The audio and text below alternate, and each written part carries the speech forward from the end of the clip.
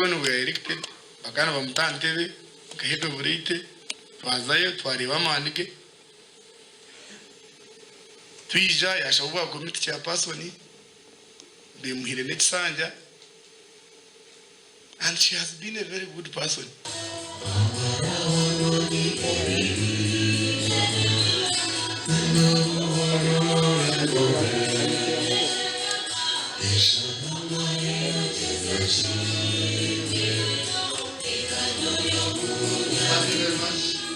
Ukagera mchwelungi na nimwe bana mwe ngo Honorable Margaret Yagamba mutaririshwa izina rya Jennifer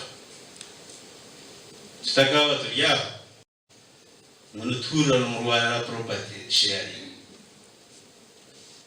mugumene mu mangu mu family mwe akaba yamba yabakuza. I can see you are now very important persons in the community and where you work from. So murebe chengu tumwagira mu confusion kuzakura mu tura family ya late Honorable Jennifer we yo mukoti manye yo mu LC.